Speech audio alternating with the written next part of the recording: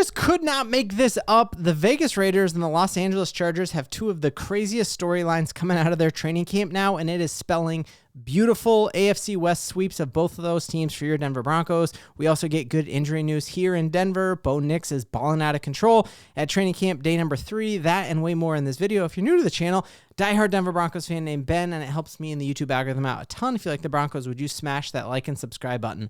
One of the reasons the Raiders have been so scary was because even though they shipped off all their linebackers and they just have a bunch of early young guys in their secondary, I was honestly afraid of their defensive line. When you pair Christian Wilkins, the belle of free agency just 2 seasons ago, a guy that a lot of people said was like the future Aaron Donald, just a completely disruptive pass rusher. You just take a look here that like he was one of the best interior defensive linemen the last season that he was healthy, that he was the best against the run and like the 5th best against the pass. Just he is a game wrecker. And when you pair him with Max Crosby, I was absolutely terrified of that. And we saw what it was like. Like obviously Pat Surtain had that pick 6 and that Raiders game changed, but that defense was a very good defense against your Denver Broncos early. And in fact, he blew up Quinn Meinerz and sacked Bo Nix in the play that he was injured on and broke his foot on. So that was a very, very scary situation. The Raiders gave him a ton of money, $110 million to be a Raider, and they brag about it every single sec they get that, like, we got the best free agent pickup ever. Well, they just cut him because they were not happy with how his rehab from this surgery went. Evidently, it's supposed to be like a 6 to 8 week surgery, and now we're hearing again that he might need another surgery. Either way, moving on from a player who you have guaranteed money from because you don't like how they're rehabbing is one of the worst looks you could possibly have. And as I think about Bill Barnwell coming out and saying like, hey, you are inviting a lawsuit. They already have filed a grievance with the NFLPA, the Players Union, and they're furious about this. Christian Wilkins and his guys are absolutely furious about this. And here's why I think it's a big deal for us as Broncos fans. First off, it's a big deal because now we don't have to play against Christian Wilkins twice a year. That's phenomenal news. It's also good news because I was worried that the Raiders might be feisty, and now their defense truly is atrocious because you can deal with Max Crosby, double, triple team him, have a tight end chip him when he goes out for his route, and then you have RJ Harvey in the back also helping out that tackle. You can game plan for just one guy. It's much harder when you have 2 game wreckers on that line. But beyond that, more than just winning those 2 games this year, the reason it's great news is that coming up next year, the Raiders have the 2nd most free agent salary money out there. They've got massive money that if for whatever reason Geno does work out, they could pay a couple high-priced free agents and truly be competitive in this division again. But when you take a look at this from like a 40,000-foot view and you are a free agent player and you are choosing where to go, take a look at the last big free agents the Vegas Raiders have signed and what has happened to them. And you are seeing that the Raiders have no loyalty to their players, that you're seeing Jimmy Garoppolo gone after 1 season, Christian Wilkins gone after 1 season, Chandler Jones 1 season, Corey Littleton gone after 2 seasons. So this is adding up in the minds of not only like players currently in that locker room of saying like, man, why would I sign a long-term deal with this team? This team does not have things together. But more than that, when we are competing against the same free agents, they're not picking the Raiders. You would have to way overpay. We see free agents take hometown discounts to come to Denver. We see free agents like Dre Greenlaw and Evan Ingram, who both had offers from other teams who chose the Denver Broncos. You just know that now if it is coming down to you're a free agent, you're being offered by 2 teams, you are not picking the Raiders, and that's phenomenal news for us moving forward. It's going to be really interesting to see what they do here, but yeah, you're just seeing he's posting pictures of him dancing, and the Raiders were fed up with it. I've been watching a ton of Raiders content. They are trying to talk themselves into like, what an awesome move. We finally have adults in the room, and it might be what's best for them this season to not have that distraction in the locker room.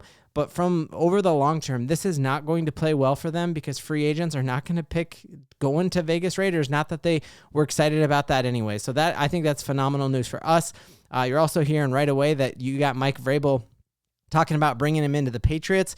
My biggest fear is that he goes and signs and you got Chris Jones and Christian Wilkins on that Kansas City Chiefs front defensive line. I would hate that, so let's keep an eye out and hope he goes. It'd be awesome if he went to the NFC and didn't go to the Patriots or to the Kansas City Chiefs, but we'll keep you updated on that. The next piece of just absolutely phenomenal news that we're getting is things are so weird with the Los Angeles Chargers and their running back situation. We know that Najee Harris was hit in the face allegedly with some fireworks, and it's just been the most bizarre story. Even beat reporters in Los Angeles are saying how weird it is that he still has not practiced. This is a new player in a new scheme. And we know Harbaugh wants to be able to run the rock. He drafted Omarion Hampton really early, and his hope was having that 1-2 back of being able to just pound the rock all day long.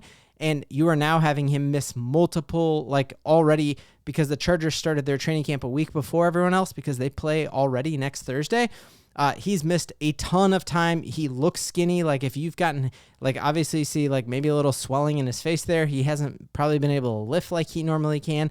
I don't want any bad things happening physically to any players out there, even against teams that I can't stand. But this is just great that their plan for how they were going to win the league this year was to run the rock behind this two-headed monster, and it does not look like that. And you're just seeing they're getting so desperate that they're going out there and signing guys who have not played football in a long, long time. I think they got Nyheim Hines out there who hasn't played in 2 seasons. They're looking for another running back because now they're just down to the rookie. This is why they put that tender on J.K. Dobbins, because that was their fallback plan. So we took their tight end in Evan Ingram that they wanted, and then we took their fallback plan at running back that they really wanted in J.K. Dobbins, and that's, I think, just a phenomenal thing for us to have. So we're going to definitely keep an eye on that. And then even Omarion Hampton, you see, all we've heard about, is what a beast he is.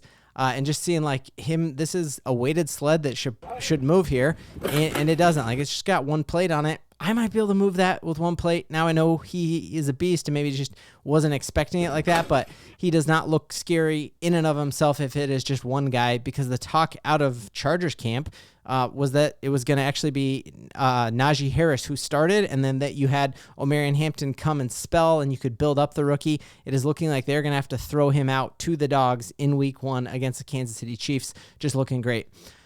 So then looking at Broncos training camp, there's been a lot mentioned that the Denver Broncos had every single player suited up today for training camp other than Mike McGlinchey.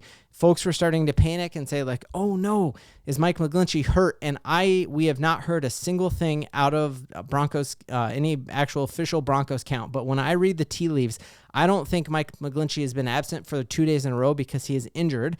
And I think that for a number of reasons. First off, we're seeing that even A.T. Perry, who is injured and on the PUP list, was actually at practice today. So it's bizarre that no one has even seen Mike McGlinchey. And then on top of that, he was one of the people who talked to the media on Tuesday as training camp actually was kicking off, and he had really good spirits. If you go back and take a listen to that, he doesn't sound like he's hurt or anything like that. So I hope everything is good for him and that it's just a family situation that he's dealing with to miss camp, but it does not seem to me like he is injured. And I think that is just a phenomenal thing. Other phenomenal news we're hearing out of training camp is that we've seen, we heard today Geno Smith threw a pick 6 and another pick. We're seeing Caleb Williams, the guy everyone said was so much better than Bo Nix, throwing back-to-back interceptions after he had heard from his coach about this new, hey, you got to actually do homework now, and actually, here's what I want. I want 30 days of you 30 minutes a day of you in the playbook, and seeing Caleb Williams throwing back-to-back interceptions.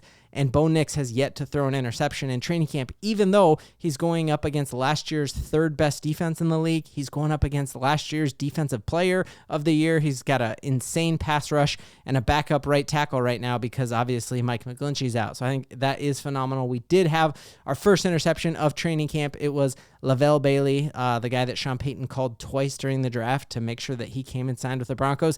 He picked off Sam Ehlinger, not Bo Nix, which I think is phenomenal to see. Defense usually has the edge in the first couple weeks of training camp, and they haven't had the edge in a way that they are picking off Bo. And everything that you read and hear from people sitting in the stands today were that Bo Nix is a super processor, and the ball is out so fast that defensive backs don't even have time to react, which is just phenomenal. We're seeing his cannon of an arm on full display here, and I've just loved watching these. We've seen with our own eyes that Bo Nix has added a little muscle, and just love seeing that you had Courtland Sutton not doing the hold in that a lot of folks were saying. Got a very plugged in person in Broncos, inside Broncos media who thinks Courtland Sutton deal is happening very, very soon. Would not be surprised if that happened by the end of this weekend even. Other cool thing is just seeing Courtland Sutton is coming in extremely healthy with chemistry already with Bo. And one of the things that makes him so nasty as a route runner is his ability to actually stop on a dime. My son had football camp all week, and so he wants to play wide receiver, and I'm sorry, you don't have you have my genes, so you're not going to be, maybe stick to the trumpet like I did. But just seeing in here, like Courtland Sutton at a full-on sprint, being able to drop those hips and just have that blow by. I mean, that is a 2-yard stop on a dime right there. You see all the explosiveness and already has that chemistry with Bo Nix, which I think is just great, great news. And then last thing is we probably also dodged another bullet when the Broncos picked Jahdae Barrett early in the first round, because there were a lot of folks banging the table saying the Broncos need a wide receiver. And what we're hearing is that Marvin Mims has added muscle and kept the speed. We're hearing that Troy Franklin is picking up where he left off during that game against Buffalo. First time he and Bo Nix connected deep. And then we're seeing the name that a lot of folks had circled on their draft this guy mock draft was Luther Burden, and he still has not had a chance to practice with the Chicago Bears in training camp because of injury. So I think the Broncos have dodged bullets. They aren't falling apart like you have happening with the Raiders and the Chargers. We've got an amazing week of content coming up next week and all through the weekend, so make sure you're subscribed to this so you do not miss a single second of it, because Broncos country, we're so back and have so much to believe in. Woo!